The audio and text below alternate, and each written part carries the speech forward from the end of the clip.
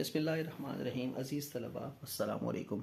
आज हम आपकी खिदमत में हाज़िर हुए हैं आपकी उलझनों और परेशानियों का इलाज लेकर, ख़ासकर उन तलबा के लिए जिनको उर्दू ग्रामर के हवाले से मसाइल का सामना होता है और उलझनों का शिकार होते हैं, जिसकी वजह से उनके जो नंबर है मार्क्स है वो कम आते हैं। तो इस चैनल का नाम है तामीर उर्दू। ये एक ऐसा फ़ोरम होगा जिस पे ख़ास कर नए जो तलबा हैं जिनको ग्रामर के हवाले से ज़्यादा शुद्ध-बुद्ध नहीं है या ग्रामर से दूर भागते हैं, हमारी ये कोशिश होगी कि उर्दू ग्रामर के ऊपर उनकी गिरफ्त हम मजबूत करें। तो हम बुनियाद से आगाज़ करेंगे। आपको पता है कि ग्रामर का आगाज़ होता है लफ्ज़ से। लफ्ज़ किसको कहते हैं, आज इस सिलसिले की पहली वीडियो हम लेकर आए हैं। आप तमाम तलबा से गुजारिश है कि चैनल को सब्सक्राइब कर लें और अपने दोस्तों के साथ इसको शेयर करें, भरपूर अंदाज में शेयर करें, ताकि ये जो तलबा के मसाइल है इस हवाले से सब तक ये बात पहुंच सके, ये पैगाम पहुंच सके और उन मसाइल से बच्चे बाहर आ सके। तो लफ्ज़ से आगाज़ करते हैं जी। लफ्ज़ किसको कहते हैं? कहते हैं जी इंसान के मुंह से जो बात निकले वो लफ्ज़ होती है। अब इससे क्या पता चला कि इंसान के मुंह से जो बात निकले वो लफ्ज़ होगी। इसके अलावा अगर कोई मखलूक बोले तो हम उसको लफ्ज़ नहीं कहेंगे। फिर लफ्ज़ की दो किस्में की जाती हैं, मौजू मुहमल या कलमा मुहमल, या मौजू गैर मौजू भी आप कह सकते हैं। मौजू जो बामाना लफ्ज़ होता है और मुहमल जो बेमाना लफ्ज़ होता है। हमारी गुफ्तगू में अगरचे बामाना अल्फाज ज़्यादा होते हैं, यानी 90% से ज़ायद, बल्कि 95% से ज़ायद हमारी बामाना ही गुफ्तगू होती है, क्योंकि हम अक्लमंद लोग हैं। अल्लाह ताला ने हमें अक्ल और शऊर दिया है। लेकिन बाज़ औक़ात हम गैर इरादी तौर पर बेमाना अल्फाज का इस्तेमाल भी करते हैं, तो बेमाना अल्फाज मुहम्मल में चले जाते हैं। जैसे आप कहते हैं पानी वानी, खाना वाना, खाना शाना, किताब शताब। तो अब यहाँ पे किताब के साथ आपने जो दूसरा लफ्ज़ जोड़ा है वो दरअसल बेमाना लफ्ज़ है, वो मुहम्मल है। तो हमारी गुफ्तगू सारी मौजू अल्फाज के ऊपर यानी कलिमात के ऊपर होगी। अब ये जितने कलमे या मौजू अल्फाज हैं उनकी तकसीम की जाती है वो मुफरद या मुरक्कब की सूरत में। मुफरद किसको कहते हैं जी? एक अकेला लफ्ज़ जो होता है वो मुफरद होता है। ये इफ़राद से लिया गया ना, इफ़राद तने तनहा को कहते हैं, अकेलेपन को कहा जाता है। अब मुफरद की फिर अक़साम इस्म, फ़ेल और हर्फ। बच्चे आजकल जो बड़ी क्लासों में जमात नहम और तहम में आते हैं वो ये चीज़ें पढ़ के आते हैं, लेकिन बहरहाल हम इनको दोबारा दोहरा देते हैं ताकि अगर किसी के दिमाग से वो चीज़ें महव हो चुकी हैं तो वो उनको दोबारा ताज़ा कर लें। अच्छा, इस्म किसको कहते हैं? अकेला बामाना लफ्ज़ होता है लेकिन उसके अंदर ज़माना नहीं पाया जाता, यानी इस्म के अंदर माजी, हाल और मुस्तक़बिल में से कोई ज़माना नहीं पाया जाता। जैसे आप कहते हैं बाग, दरिया, घर वगैरह। अब ये नाम है, इनमें कोई ज़माना नहीं है, ये इस्म होते हैं। इसी तरह फ़ेल। फ़ेल क्या होता है जी?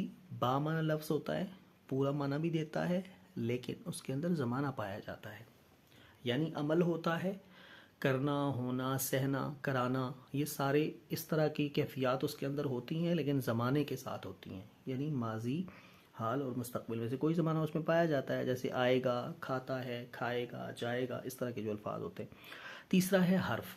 हर्फ वो होता है जो अकेला अपना माना ना बता सके, बल्कि वो इस्म या फ़ेल का मोहताज हो। जब ये उसके साथ जुड़े तो वो अपना माना दे सके, फराहम कर सके। जैसे से, का, की, अंदर, इस तरह के जो अल्फाज होते हैं। अच्छा, दूसरी तरफ मुफरद के साथ दूसरा जो जोड़ा है इसका जी, जोड़े में जो दूसरा लफ्ज़ है वो मुरक्कब है। यानी हम जब मौजू कलमे की तकसीम करते हैं तो मुफरद और मुरक्कब की सूरत में करते हैं। मुरक्कब किसको कहते हैं? मुरक्कब का लुग़वी माना होता है जी मजमुआ या जोड़।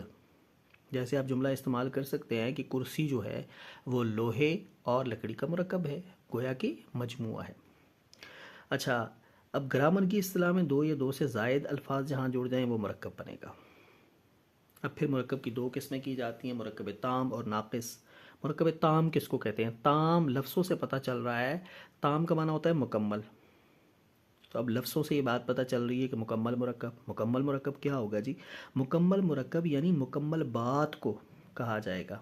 जब आप बात मुकम्मल करते हैं, मुखातिब को पूरी बात समझ में आ जाती है, तो अब ये मुरक्कब ताम होगा।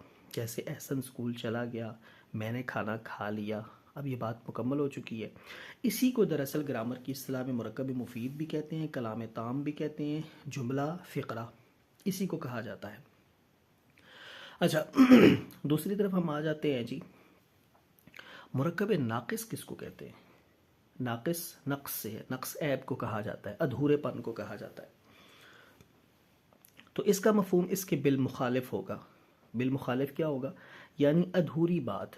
जब आप बात करते हैं तो अधूरी करते हैं, सामने वाले को पूरी बात समझ में नहीं आती, इस तौर पर कि उसके दिमाग में सवाल पैदा होता है। वो सवाल करके दरअसल अपनी तशफ़ी करना चाहता है, अपनी तसल्ली करना चाहता है कि आप क्या कह रहे हैं। इसको मुरक्कब नाक़िस कहा जाता है। जैसे आप कहते हैं अकरम का स्कूल, और ये कह के आप खामोश हो जाते हैं। इसी तरह आप कहते हैं मेरा बैग, खामोश हो जाते हैं। इसी तरह आप कहते हैं 5 किताबें, 8 किताबें, इससे आगे कोई बात आप नहीं करते, जुमला पूरा नहीं बोलते, तो अब क्या होगा? ये नाक़िस मुरक्कब बनेगा। इसकी मशहूर तकरीबन 10 से ज़ायद अक़साम गिनी जाती हैं, जिनके ऊपर हम फ़र्दन फ़र्दन बात करेंगे। आज के लिए इतना ही। इंशाअल्लाह ताला अगली वीडियोज़ में मज़ीद मालूमात ग्रामर के हवाले से लेके आपकी खिदमत पे हाज़िर होंगे। चैनल को अगर सब्सक्राइब नहीं किया तो ज़रूर सब्सक्राइब करें। अपना ख्याल रखिएगा। अल्लाह हाफ़िज़।